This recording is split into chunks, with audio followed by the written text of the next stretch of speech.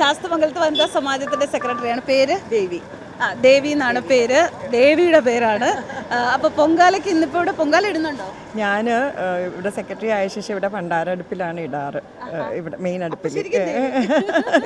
അതിന് മുന്നേ ഒക്കെ എപ്പോഴും ഇടുമായിരുന്നു, ഇപ്പം മെയിൻ ഇതിൽ തന്നെയാണ് ഇടാറ്. അതെ അതെ. ഭണ്ഡാര അടുപ്പിൽ പൊങ്കാല ഇടുന്നതിന്റെ ഒരു എക്സ്പീരിയൻസ് എന്താണ്? എല്ലാവരെക്കാളും ആദ്യം തുടങ്ങണം അവിടെ നിന്നല്ലേ, അവിടെ നിന്ന് തീ പകർന്നിട്ടല്ലേ എല്ലാവരും.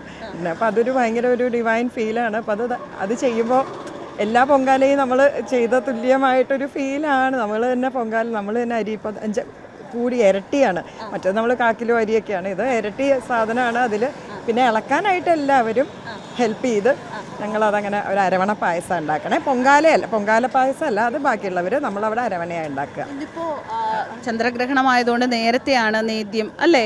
അപ്പോൾ അതിനിവിടെയുള്ള ഒരുക്കങ്ങൾ എന്തൊക്കെയാണ് ചെയ്തിരിക്കുന്നത്? പ്രത്യേകിച്ച് എല്ലാവരും തളിച്ചതിന് ശേഷം എല്ലാവരും വീട്ടിലേക്ക് പോകുമല്ലോ. പിന്നെ നമ്മൾ പിന്നെ വേറെ ഇതൊന്നും ഇല്ലല്ലോ. പക്ഷെ ഇതൊരു ആഘോഷം തന്നെയാണ്. നമ്മൾ ഇന്നലെ സാധാരണ നമുക്കിവിടെ വൈകിട്ടാണ് ഞങ്ങൾ അടുപ്പ് കൂട്ടുക. ഇന്നലെ ഞങ്ങൾ രാവിലെ 7 മണിക്ക് തന്നെ ഞങ്ങൾ ഇവിടെ എല്ലാം സെറ്റ് ചെയ്ത് വെച്ചു. പിന്നെ വൈകിട്ട് ഇഷ്ടികയൊക്കെ സാധാരണ വൈകുന്നേരം അവിരിക്കണേ, ഇത് ഉച്ചക്കേ തീർന്നു. ഓരോ വർഷം കൂടി വരിക.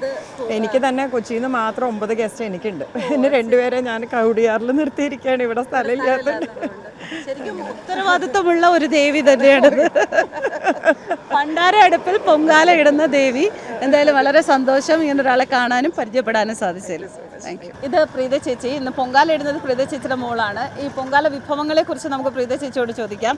സാധാരണയായി പൊങ്കാലയ്ക്ക് പായസം, തെരളിയപ്പം, പിന്നെ മണ്ടപ്പുറ്റ്, ഇതൊക്കെയാണ് പ്രധാന വിഭവങ്ങൾ. ഇതിനെക്കുറിച്ച് ഒന്ന് പറയാമോ? പായസം ഇപ്പോൾ എല്ലാവർക്കും അറിയാം. തെരളി ഉണ്ടാക്കുന്നത് എങ്ങനെയാണ്? തെരളിന് പുട്ടിൻ്റെ മാവിൽ വറുത്തിട്ട് അതിൽ ശർക്കരയും തേങ്ങയും ഒക്കെ ഇട്ട് ഏലക്ക എല്ലാം ഇട്ടിട്ട് നല്ലോണം വിരകി തെരളി ഇലയുണ്ട്, വയണ ഇല, അതിൽ വെച്ചിട്ട് നമ്മൾ ഇഡ്ഡലി തട്ടിൽ വെച്ചിട്ട് പാകം ചെയ്തെടുക്കുന്നതാണ്. മാല പോലെ ഇങ്ങനെ ഈർക്കിളിൽ ചുറ്റിട്ട് അങ്ങനെ വയ്ക്കും. ചേച്ചിയുടെ മോള് തവണ അത് ഉണ്ടാക്കുന്നുണ്ടോ? കഴിഞ്ഞ വർഷം ഉണ്ടാക്കിയത്. ഇതിന് പായസവും പാൽപ്പായസവും ഉണ്ടാക്കുന്നു. ഈ മണ്ടപ്പുറ്റുണ്ടാക്കുന്നതോ?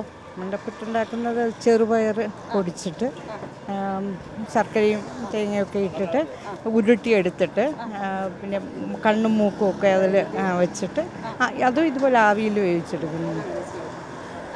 ഇതിലിപ്പോൾ ഒരുപാട് വിഭവങ്ങൾ എല്ലാവരും അവരവരുടെ ഇഷ്ടത്തിന് ഉണ്ടാക്കുന്നുണ്ട്. പക്ഷെ എന്നാലും ഏറ്റവും പ്രധാനപ്പെട്ടത്, അമ്മയ്ക്ക് ഏറ്റവും ഇഷ്ടപ്പെട്ട വിഭവം ഏതാന്ന് പറയാൻ പറ്റുമോ? അത് നമ്മുടെ ശർക്കര പൊങ്കൽ തന്നെയാണ്. അത് തിളയ്ക്കുന്നതിനെ പറ്റി, അല്ലെങ്കിൽ അത് എങ്ങനെ മധുരം കൂടുന്നതിനെ പറ്റി അങ്ങനെ എന്തെങ്കിലുമൊക്കെ ലക്ഷണങ്ങൾ അറിയാമോ? ലക്ഷണങ്ങളൊന്നുമില്ല. നമ്മളിങ്ങനെ മനസ്സിലൊരു ഇതുള്ളതെന്ന് വെച്ചാൽ അരി തിളച്ച് കിഴക്കോട്ട് തൂവുന്നതാണ് ഐശ്വര്യം എന്നുള്ളതാണ് വിശ്വാസം.